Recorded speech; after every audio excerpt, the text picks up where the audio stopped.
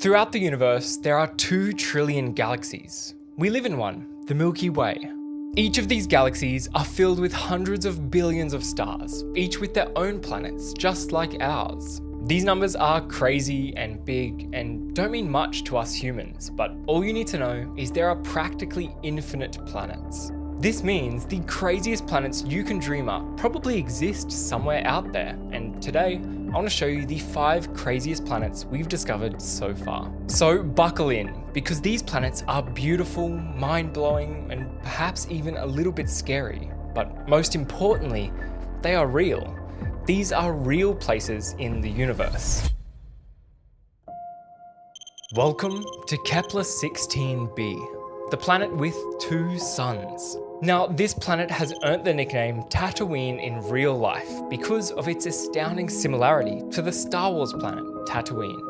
Kepler 16b is around the same size as Saturn and is just 245 light years away from us. This was the first planet ever discovered in a circumbinary orbit, which is just a fancy way of saying this planet actually orbits 2 suns. This means that if you were to go outside on the planet, you would see 2 stars moving across the sky during the day. I mean, can you imagine what a double sunset would look like? Now, while it would be awesome if we could live there, this planet actually orbits outside of the habitable zone, meaning it would be too cold for liquid water to exist on the surface. Sorry, Luke. This next planet is so terrifying that it has been given the nickname the Planet of Terror. To the untrained eye, this planet looks inviting. It's a nice bright blue color and looks relatively calm, but any space traveler who confused it for the friendly skies of Earth would be badly mistaken. The weather on this planet is deadly. I'm talking 5,400 mile/hour winds. That is 7 times the speed of sound. This would throw any visiting spacecraft off course and cause them certain doom. Do you want to know something even worse? The wind wouldn't just blow you around aggressively, it would cause death by 1,000 cuts, literally.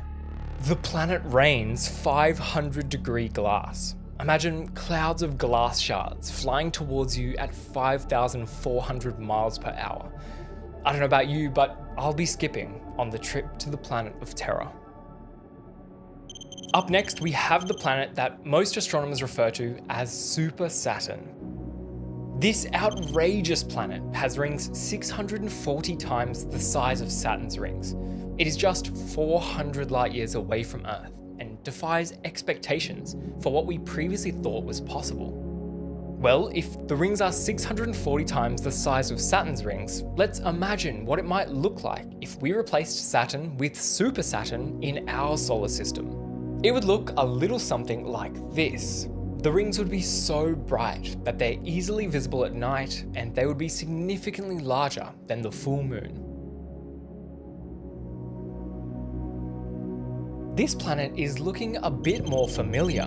Kepler 186f is often called Earth's cousin because of its striking similarities to Earth. The planet is around 500 light years from Earth and is only about 10% larger. Perhaps even more exciting is that the planet orbits within the habitable zone around its star, meaning in theory, life could exist on the planet. But here's where things start to get weird. The star that the planet orbits is much cooler and much redder than our sun, and this means that the majority of the photons hitting the planet are within the red wavelengths of light. Now, because of this, the photosynthesis in plants on this planet could have evolved drastically different to those on Earth, changing the plants from a green color, like you might see on Earth, to a striking red color. Just imagine forests of bright red trees, the lettuce in your burger a bright red color. In fact, this idea was so interesting to NASA that they created a poster that reads Kepler 186f, where the grass is always redder on the other side. Not every planet has a star. Some aren't a part of a solar system like us. They're all alone, and they're known as rogue planets. These planets don't orbit. they simply drift along through the cold, dark depths of space, all alone. On this planet, it likely rains, but these rains are not made of water.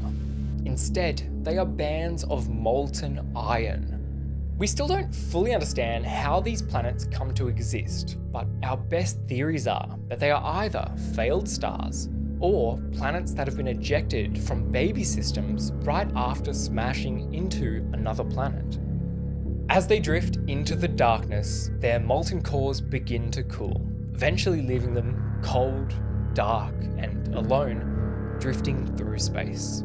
If one were to drift into our solar system, it could collide with a planet, causing mass destruction. Or it could even gravitationally pull on planets, causing them to be thrown out of the solar system. The chances are, of course, low, but if one was headed for us, I'm not sure there's much we could do. These planets are just as real as Earth, and in some cases, there is a very real possibility that life could exist on them. I mean, we are just a collective of relatively smart primates that live on a small blue world drifting through the seemingly silent universe. For as long as we've existed, we've looked to the stars and dreamt about what might be out there. Now, I believe in aliens, and I believe they're out there somewhere, but for now, it's just us, and maybe that's enough.